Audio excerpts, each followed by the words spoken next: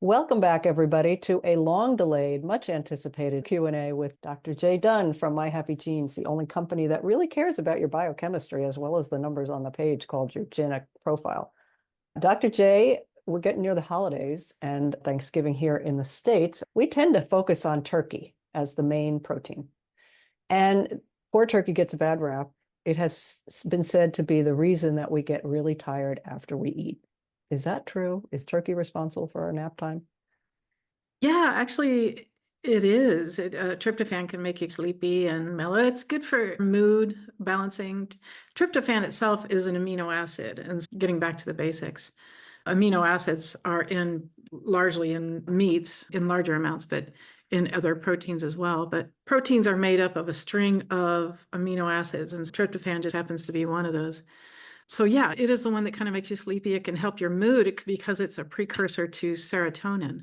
So for some people, it can be really beneficial. For other people, not so good. And I want to talk to you about that. And that's where the genes come in, right? Depending on what genes we have, will make it easy for us to get the good stuff from tryptophan, and maybe some other people aren't. So explain that.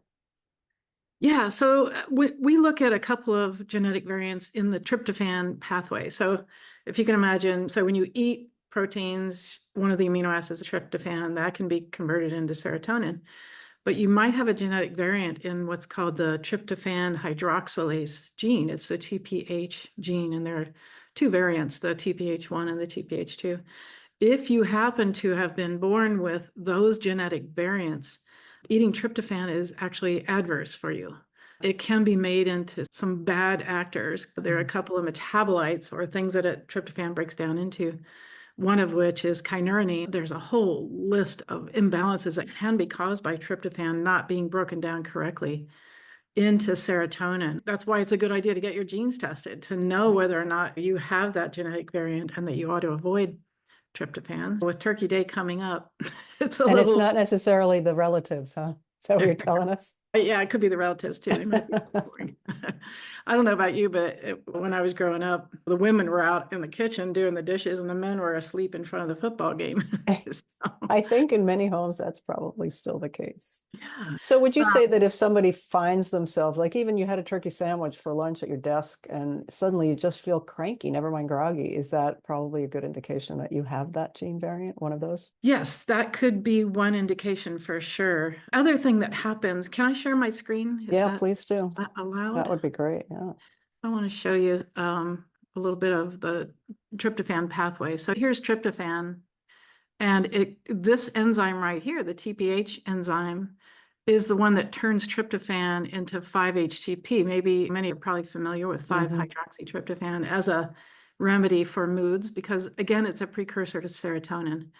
If you have that genetic variant, as I was saying, and this enzyme doesn't work as well, when you inherit certain genetic variants, it slows down the rate of an enzyme and it causes tryptophan to take the side route, if you will, and go up here and create quinolinic acid and kynurenine. And that's what we call a danger zone because it can be toxic to the neurological system if we open this up here.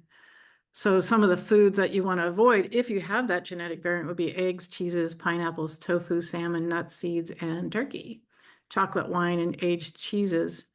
So some of the symptoms that it could cause are anxiety, ADHD, OCD, depression, all kinds of psychiatric conditions.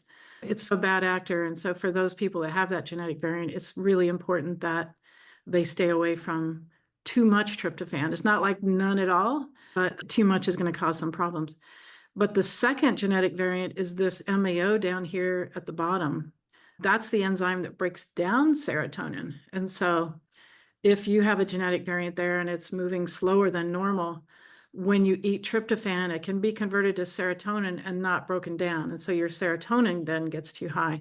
And that can cause the irritability that you were just mentioning and the anxiety, a little ADHD kind of thing. So a couple of trip ups along the way with tryptophan, the TPH and the MAO specifically, can cause a lot of side effects. So yeah, paying attention to how you feel when you ingest those foods is probably a good idea. All I can say is bring on the gravy because I don't have those genes, luckily. I'm going to enjoy my turkey. I was going to say tofurkey, but that's tofu. But as you Yeah. said, it's not none. It's not nothing at all, but it's be moderate. Enjoy your Thanksgiving turkey if that's what you have, or your Christmas, whatever it is that you have. But just be mindful that if you get feeling off after those foods on a regular day-to-day basis, it's always worth getting your genes tested. It's just a world full of information you can't believe. But in this case, a very interesting but easy to notice, like a direct causation kind of thing. You eat something, a little while later, you don't feel so well, you're a little off. Yeah, and that's exactly right. That's the best advice, is to pay attention to how you feel when you eat a food, and your body's telling you what's not good for you and what is good for you. But it could be from your genes, and that's something that I think is new information for a lot of people. Absolutely. Most of us, when we have things that it's just, this is the way it's going to be. This is just Yeah. me. It's And just the way that's, I am. But if you avoid those genes, but also with MyHappyGenes, we upregulate their function. If you have those genetic variants, we give you specific supplements to help upregulate the activity of those enzymes so you can eat those foods. Mhm. That's the difference, is we know how to work around those genetic variants and make them work better. Which is why MyHappyGenes is a unique company among the direct consumer genetic testing companies. You're the only company that does that, to my knowledge. So people, Yeah. if you'd like I can't even speak now. If you would like to hear more Q&As and you're not on YouTube channel watching this, head over to the YouTube channel at MyHappyGenes. We've got lots more good stuff. Head over to myhappygenes.com and you can learn all about getting tested and what the results are. You can get a sample report. Lots of good information for you there.